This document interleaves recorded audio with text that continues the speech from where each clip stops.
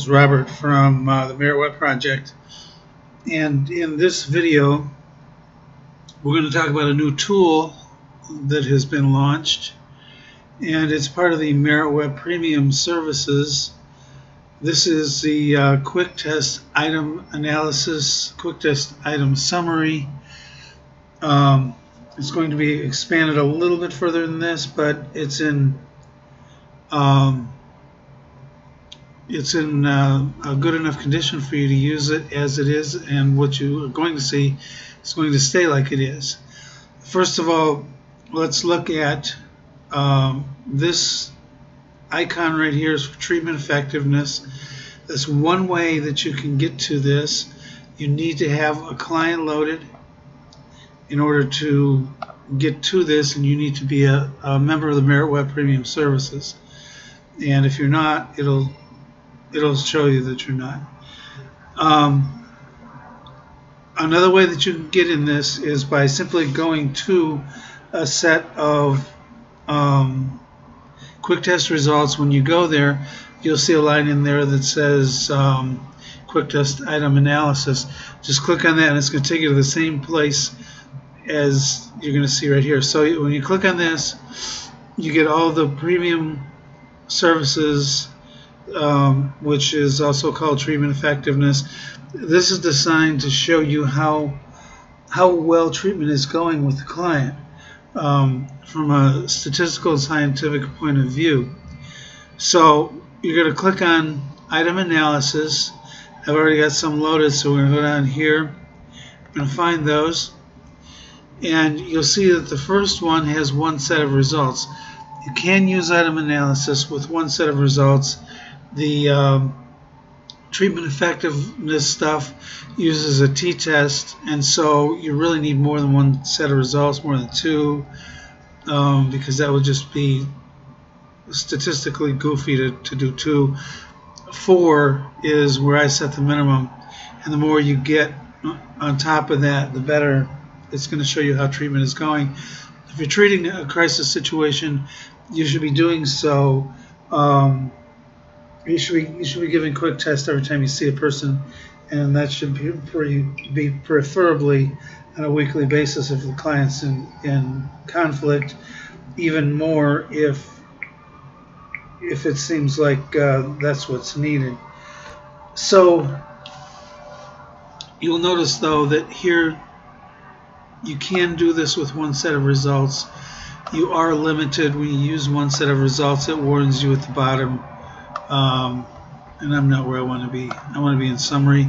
It warns you at the bottom in red that you can't see everything, and that's because this column, the average fluctuation, has to do with standard deviation, and of course you need at least 2 to do that.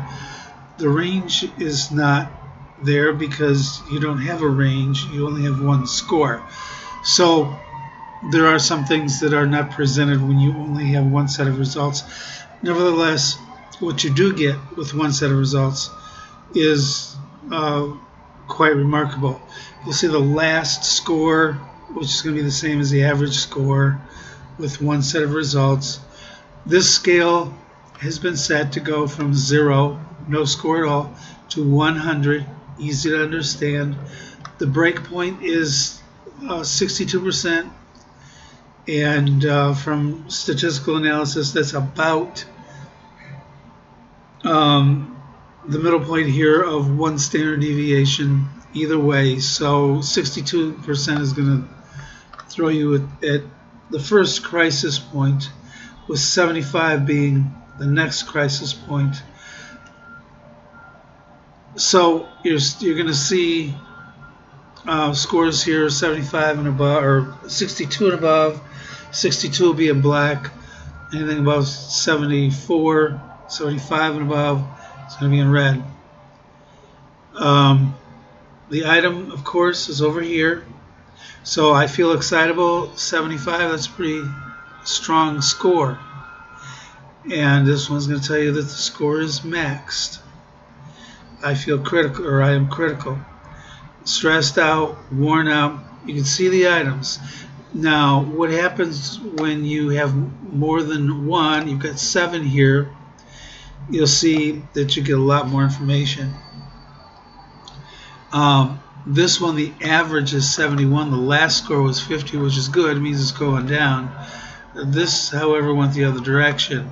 I tend to worry. Went from 64, which is a strong score, to 100 for this single score. Got to find out why that's happening. You've got a risk-taking venture going on here too, where it's going back up. So 2 out of your 3 scoring variables have gone up for this person as of the last report. And you can see, well, let's look at the range. Well, no, first let's look at intensity. Intensity is just a verbal recognition of this score. You'll see anything that's black here, it's going to say strong. Turns red at 75, it's going to say very strong. I think the next break is 80. It's going to turn red and say extreme. And it's going to say max score when it hits 100, when the average hits 100. Let's talk about average fluctuation. This is related to how much the score, how variable the score is. And there's no good or bad indicator here. This is just for your information. All 3 of these are moderates. This is tied to the standard deviation. If the standard deviation for the item is for the individual's item is very tight, say 0.5 out of this, it's going to say that the fluctuation is very slim, which means that the person almost always scores right around that range. It can be extreme. The fluctuation can be very extreme. If it's like 2, then what that tells you is that their score is all over the place. They may score a 20 one time, they may score 100 the next time. They're just very erratic. So this lets you know, when this says that fluctuation is slight, that means that item is happening at that average almost all the time. It might be an entrenched score. It might be something that's extremely hard to break. And the other one is where this says extreme. Your issue there is you don't know. And if you get 3 or 4 of those in the personal safety and suicide range that are that variable, you've got a very chaotic client on your hands. So watch these scores here so that you can see what kind of fluctuation you've got. And this here is another indicator of roughly the same thing numerically. This person, 68% of the time, is going to score between 51 and 92 for this item, between 42 and 87, between 55 and 87 are their normal scoring ranges. So when they score outside of that, like this, they're outside of their 1 standard deviation path right here. And this one is 1 point under the usual path. This one again is 13 points higher than the usual path. This right here takes you to the analysis for all items. And we'll look at that for the single item first. You see that it's going to show you all 37 items. A stands for anxiety. It says anxiety up here at the top. D is depression. S is safety. And again, the NAs are because there's no standard deviation, because there's 1 set of results, no range because there's only 1 score. Here going down, you can see the individual scores. For 1 set of results, it's going to be 0, 25, 50, 75, and 100 because you only have numbers 0 through 4 as scoring potential. The average intensity is going to be nominal for anything that doesn't score, and for the things that do score, you'll see this one says max score, very strong. So This just shows you every item, and it gets a little more elaborate when you go to more than one set of results. Now you can see the last score, the average score. You can see that there's some variability here with the scores. So use this to determine where your client's hot points are going.